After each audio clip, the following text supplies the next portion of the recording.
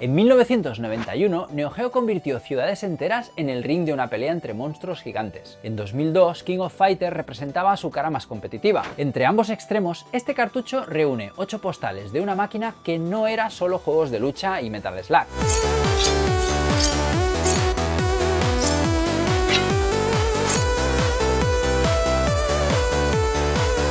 Hoy vamos a recorrer su historia a través de ellas y a descubrir una Neo Geo mucho más extraña, variada y fascinante de lo que solemos recordar. Konnichiwa Neo Samurai. Hoy volvemos a una época en la que descubrir un juego nuevo significaba acercarte a una recreativa, mirar cómo jugaba otra persona y aprender partida a partida. Vamos a recorrer 8 títulos publicados para Neo Geo entre 1991 y 2002, pero no nos limitaremos a enseñarte cómo se juega o a decirte cuáles nos gustan más. Queremos descubrir qué representó cada uno, qué buscaban sus desarrolladores y cómo contribuyeron a una cultura arcade que todavía sigue viva. Porque aquí no solo hay clásicos, hay recuerdos, competición, curiosidad y mucha pasión por el videojuego. Empezamos en 1991 con una pregunta. ¿Qué ocurre cuando mezclas una película japonesa de monstruos gigantes con la lucha libre y la conviertes en una recreativa? El resultado es King of the Monsters. El término kaiju significa algo parecido a bestia extraña y se utiliza para hablar de los monstruos gigantes de la cultura popular japonesa.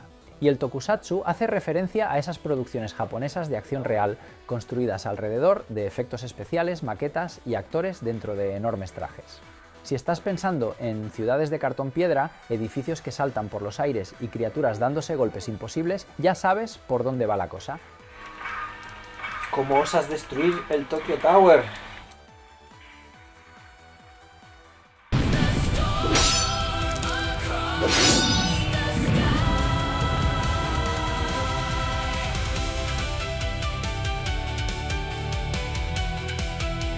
King of the Monsters no es una adaptación oficial de ninguna de esas franquicias, pero recoge perfectamente su lenguaje visual. Puedes elegir entre 6 monstruos y combatir por distintas ciudades de Japón, convertidas aquí en gigantescos cuadriláteros. Los edificios no son un simple decorado, se destruyen durante la pelea y algunos elementos del escenario pueden utilizarse como armas. Pero lo que realmente distingue al juego es su ADN de wrestling. No basta con derribar al rival, tienes que cubrirlo y mantenerlo en el suelo durante una cuenta de 3. Si consigue levantarse, el combate continúa. Por eso, más que un versus fighter tradicional, es un espectáculo de lucha libre protagonizado por kaijus. Y también es una fotografía perfecta de la Neo Geo de 1991. Una plataforma joven, espectacular y todavía dispuesta a experimentar con ideas que no encajaban en un único género. Esa búsqueda de identidad no termina aquí, porque el siguiente juego cambia los monstruos gigantes por puños de metal.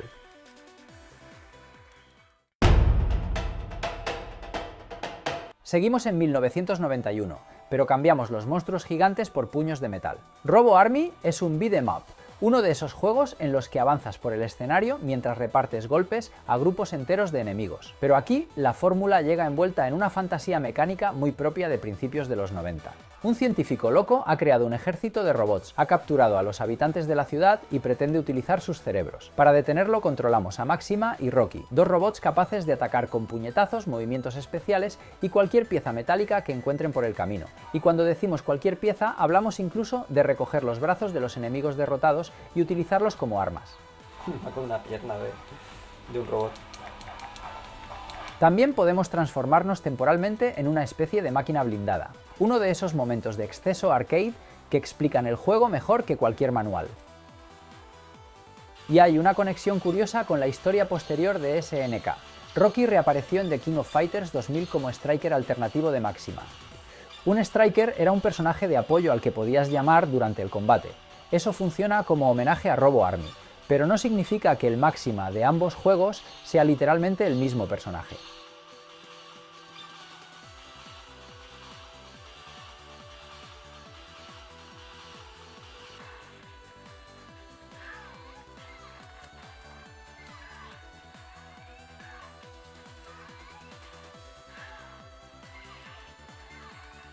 Robo Army no redefinió el beat'em up, pero sí retrata muy bien a una Neo Geo joven, probando géneros y buscando su propio camino entre puños metálicos, cerebros robados y enemigos convertidos en armas. ¿Dónde tienes cosas? Y ahora que ya hemos destruido ciudades y desmontado robots, toca cambiar completamente de escenario. Nos vamos al estadio. Llevo más de 20 años vinculado al desarrollo de videojuegos, desde que empecé profesionalmente en 2004. Por eso, estas joyas retro no me interesan solo como curiosidades. También son una oportunidad para aprender de quienes abrieron el camino y reconocer el trabajo que hay detrás de cada juego. Si a ti también te apasiona descubrir los viajes desde esta perspectiva, dale a like, suscríbete y acompáñanos en este viaje por su historia. Como siempre, este vídeo no está patrocinado. Ninguna marca ha pagado por aparecer y todo lo que mostramos lo hemos comprado nosotros. Te dejamos enlaces de afiliado en la descripción. Utilizarlos no supone ningún coste adicional para ti y nos ayuda a seguir investigando y creando vídeos de calidad como este.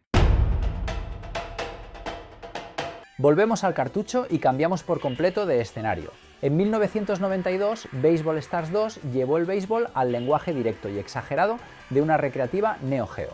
Y no necesitas conocer todas sus reglas para entender lo importante. Un lanzamiento, un buen golpe y la posibilidad de mandar la pelota fuera del estadio. Un run, ¿eh? A la primera, venga, vamos. Aquí no se busca una simulación deportiva profunda. Todo está diseñado para que la acción se entienda al instante, con grandes sprites, primeros planos, celebraciones exageradas y locutores que convierten cada jugada en un acontecimiento. Ahora lanzo yo, vale. Su mecánica más llamativa es el Power Bat. Durante un turno de bateo puedes gastar uno de estos potenciadores para utilizar un bate mucho más grande y aumentar las posibilidades de conectar un golpe espectacular. No garantiza automáticamente un home run, pero transforma ese lanzamiento en uno de los momentos de mayor tensión de la partida. Y para facilitar la entrada también incluye autofielding, un sistema que automatiza parte de la defensa. Cuando la pelota sale hacia el campo, el juego ayuda a los defensores a colocarse y recogerla, evitando que un jugador principiante tenga que dominar desde el primer momento todos los movimientos de cada posición. Baseball Stars 2 demuestra que Neo Geo no necesitaba recurrir a la lucha o a la acción para transmitir espectáculo. Podía convertir un deporte complejo en algo inmediato, colorido y reconocible incluso para quien nunca haya seguido un partido completo. Y del campo de béisbol pasamos ahora a otro tipo de espectáculo deportivo. El cuadrilátero de 3 Count Bout. Seguimos hablando de deporte, pero abandonamos el estadio para entrar en un cuadrilátero donde el honor es bastante más discutible. Si en King of the Monsters los kaijus peleaban como luchadores de wrestling, 3 Count Bout nos lleva directamente a la lucha libre profesional convertida en espectáculo arcade. En Japón se tituló Fire Suplex, un nombre que representa mucho mejor su propuesta: fuego, impacto y movimientos diseñados para que cada combate parezca más grande de lo razonable. Aquí no basta con lanzar golpes. Buena parte del enfrentamiento gira alrededor de los agarres y de una barra de forcejeo que decide quién consigue imponerse y ejecutar el movimiento. Hombre, esto es otra cosa. También puedes correr contra las cuerdas, atacar desde el poste y recurrir a técnicas que difícilmente pasarían el código de honor del dojo. Y si el cuadrilátero tradicional te parece demasiado tranquilo, el juego incluye combates especiales con escenarios callejeros y hasta un ring electrificado. Como en la lucha libre, derribar al rival tampoco es suficiente. Tienes que cubrirlo y mantenerlo en el suelo durante una cuenta de 3. Esa estructura lo separa de un versus fighter convencional y lo acerca a una mezcla de wrestling, lucha arcade y beat 'em up. 3 Count Bout no fue el juego que definió el futuro competitivo de Neo Geo, pero sí demuestra que su catálogo seguía experimentando con distintas formas de representar el combate. Y después de tanto golpe ilegal y cuadrilátero electrificado, llega el momento de entrar en una lucha mucho más técnica. Después del caos de 3 Count Bout, seguimos en 1993, pero entramos en una lucha mucho más rápida y técnica. Fatal Fury Special es una versión ampliada y refinada de Fatal Fury 2. Recupera personajes, aumenta la velocidad e introduce los primeros ataques combo de la serie. Un combo consiste en encadenar varios golpes sin dar al rival tiempo para recuperarse, una idea que terminaría siendo fundamental para la evolución de los juegos de lucha. Qué sucio ha sido eso. Fatal Fury también conservaba una característica muy particular: el combate en dos planos. Los luchadores podían cambiar entre la línea frontal y la del fondo para esquivar ataques, reposicionarse o buscar otro ángulo de entrada. No era simplemente un efecto visual, añadía una dimensión espacial propia que ayudaba a distinguir la saga de otros juegos de la época. Pero su gran sorpresa histórica aparece al cumplir determinadas condiciones. Ryo Sakazaki, protagonista de Art of Fighting, entra como rival secreto, y esta conexión entre sagas también existía detrás de las pantallas. Takashi Nishiyama, director del primer Street Fighter de 1987, y Hiroshi Matsumoto, uno de sus diseñadores, pasaron después de Capcom a SNK. Escenario guapísimo. Allí, Nishiyama quedó estrechamente ligado a la creación de Fatal Fury, mientras Matsumoto fue una figura clave en Art of Fighting.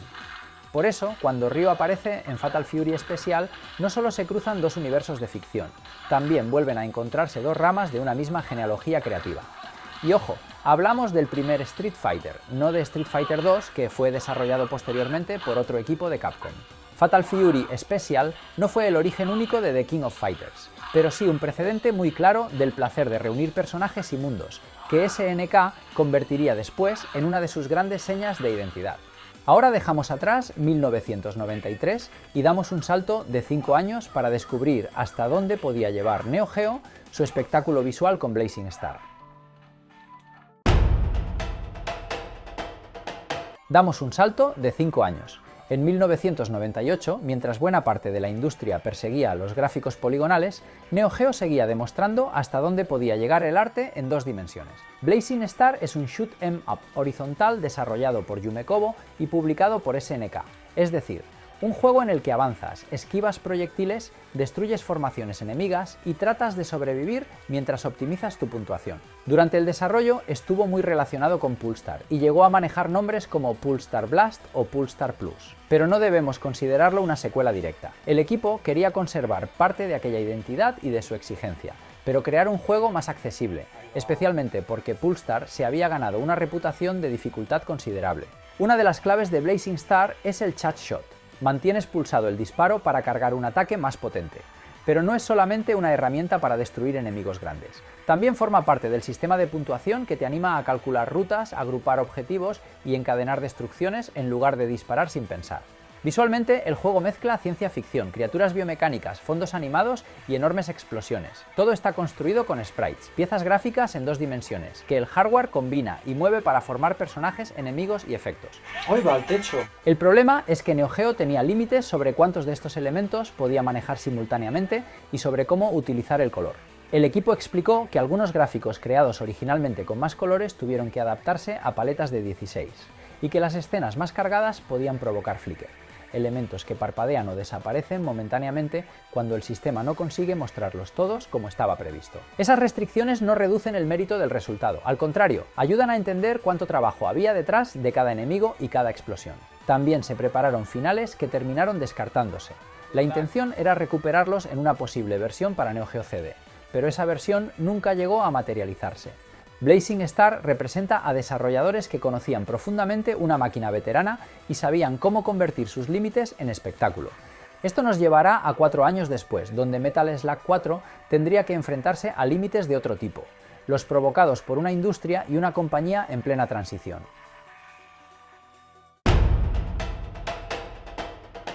Cuatro años después de Blazing Star llegamos a 2002, cuando mantener viva una saga para Neo Geo era ya un desafío muy diferente. Las consolas domésticas habían reducido enormemente la distancia técnica con las recreativas. PlayStation había impulsado ese cambio y para entonces PlayStation 2 permitía disfrutar en casa de experiencias cada vez más cercanas a las de los salones, pero más largas y sin pagar por cada partida.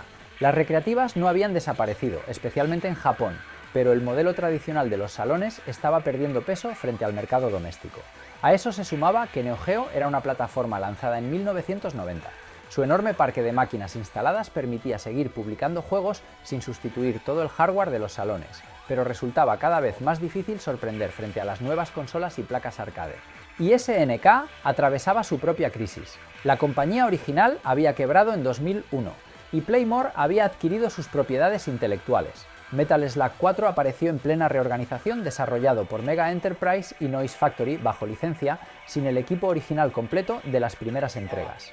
En ese escenario llegó una entrega continuista, construida alrededor de una fórmula que seguía funcionando, pero acompañada de algunos cambios concretos. Marco y Fio regresan como personajes jugables, mientras Tarma y Eri dejan su puesto a Trevor y Nadia. La acción sigue siendo inmediatamente reconocible. Avanzar, disparar, rescatar prisioneros y sobrevivir a un espectáculo de explosiones, vehículos y animaciones dibujadas con una atención extraordinaria al detalle. Su principal novedad es el Metallic System. Al recoger un emblema aparece una cuenta atrás Mientras el medidor está activo, los puntos que conseguimos determinan un rango representado mediante medallas. Cuanto más alto sea ese rango, mayor será la bonificación que recibiremos al completar la misión. Esto te anima a atacar y puntuar con rapidez para aprovechar cada segundo. Esto introduce una decisión interesante. En lugar de avanzar con prudencia, el juego te anima a atacar con mayor agresividad para aprovechar cada segundo y conseguir más puntos. Pero Metal Slug 4 también reutiliza escenarios, enemigos y otros elementos de entregas anteriores. Una decisión que provocó una recepción más dividida, especialmente después de la ambición y la variedad de Metal Slug 3. Y aquí conviene compararlo con Metal Slug X, el tercer lanzamiento de la saga. X había partido de Metal Slug 2 para revisar y mejorar su contenido, añadiendo armas y enemigos, recolocando jefes y reajustando la dificultad. Metal Slug 4, en cambio, se presentaba como una nueva entrega numerada. Eso ayuda a entender por qué parte del público recibió de otra manera sus reutilizaciones. Después de Metal Slug 3, se esperaba un nuevo paso adelante, no una revisión declarada de un título anterior. Aún así, reducirlo a sus elementos reciclados sería ignorar su contexto. En definitiva, Metal Slug 4 representa el esfuerzo por mantener en marcha una de las sagas más queridas de Neo Geo mientras cambiaban la compañía, los equipos y la propia industria. No alcanza las cotas creativas de Metal Slug 3, pero conserva el ritmo, el humor y esa animación artesanal que hicieron inconfundible a la serie. Y en ese mismo 2002, otra gran franquicia de SNK también regresaría a sus fundamentos para celebrar la competición pura, The King of Fighters 2002. Oh, no.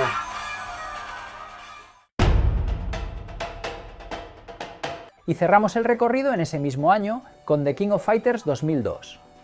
Si Metal Slug 4 mostraba el esfuerzo por mantener una saga en marcha durante la transformación de SNK, este juego respondió al mismo contexto regresando a los fundamentos competitivos de la suya. King of Fighters 2002 es el segundo Dream Match de la serie después de King of Fighters 98. Es decir, deja a un lado la continuidad argumental y reúne personajes de distintas etapas para concentrarse en lo verdaderamente importante, formar un equipo y combatir. Conviene aclarar que el cartucho incluye la versión original para Neo Geo, no la versión de King of Fighters 2002 Unlimited Match, la revisión ampliada publicada años después. Ahí con el bebé, vamos. El juego fue desarrollado por la compañía coreana Eolith, bajo licencia de SNK Playmore. Otro ejemplo de cómo estas franquicias continuaron adelante, aunque hubieran cambiado las empresas y los equipos responsables. Su gran decisión fue recuperar el sistema clásico de 3 contra 3 y abandonar los Strikers utilizados en King of Fighters 99, 2000 y 2001. Precisamente aquel sistema nos permitió reencontrarnos con Rocky de Robo Army como personaje de apoyo en King of Fighters 2000. Aquí desaparece para devolver todo el protagonismo a los 3 integrantes del equipo y al orden en el que decides utilizarlos. Pero volver a las raíces no significa renunciar a la profundidad.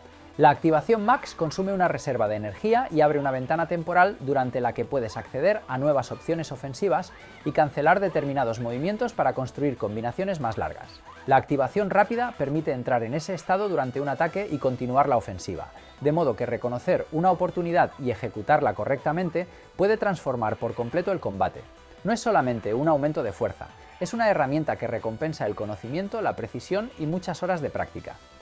Y para comprender por qué King of Fighters podía seguir apareciendo cada año, también debemos recordar cómo funcionaba Neo Geo MV-S. Algunas placas permitían instalar hasta 6 cartuchos en un mismo mueble. El operador de un salón podía incorporar una nueva entrega sustituyendo uno de ellos, sin comprar otra pantalla, controles y recreativa completa. Esa modularidad, unida a la distribución y a las comunidades que se formaron alrededor de los salones, ayudó a que King of Fighters desarrollara una presencia especialmente fuerte en lugares como México y otros mercados latinoamericanos. King of Fighters 2002 no fue el último juego de Neo Geo, pero funciona como un cierre perfecto para este recorrido. 11 años después de King of the Monsters, la misma plataforma que todavía estaba buscando su identidad se había convertido en el escenario de una cultura competitiva con lenguaje, rituales y comunidades propias. Y después de estas 8 postales llega el momento de preguntarnos qué imagen de Neo Geo deja realmente este cartucho. No. Después de recorrer estos 8 juegos publicados entre 1991 y 2002, queda claro que la historia de Neo Geo no puede resumirse únicamente con sus grandes sagas de lucha o con Metal Slug. En este cartucho conviven monstruos gigantes, robots, béisbol, lucha libre, combates competitivos y naves enfrentándose a ejércitos biomecánicos. Pero lo verdaderamente interesante no es solo su variedad, sino la historia que permite reconstruir. Los primeros títulos muestran una plataforma joven, dispuesta a experimentar y a transformar cualquier idea en espectáculo arcade. Fatal Fury Special representa la madurez de un género que SNK ayudó a convertir en una de sus grandes señas de identidad. Blazing Star demuestra el extraordinario dominio técnico que los desarrolladores llegaron a alcanzar sobre el hardware. Y Metal Slug 4 y The King of Fighters 2002 nos hablan de otra etapa, la de una compañía y una máquina que intentaba seguir adelante mientras cambiaban los equipos, el mercado y la propia industria. No todos estos juegos alcanzaron la misma relevancia ni fueron recibidos de la misma manera, pero precisamente por eso funcionan también como recorrido histórico. Nos permiten disfrutar de los grandes aciertos, descubrir propuestas menos recordadas y comprender las limitaciones y decisiones que acompañaron a sus creadores. Ese es para nosotros el verdadero valor de volver a estas obras. No se trata únicamente de conservarlas como piezas de museo, sino de jugarlas, estudiarlas y reconocer cómo ayudaron a construir la cultura del videojuego que todavía sigue viva. Si te ha gustado este análisis desde un punto de vista diferente, te dejo por aquí este otro vídeo que creo que podría gustarte. Y recuerda, Neo Samurai, si yo puedo, tú también. ¡Mátane!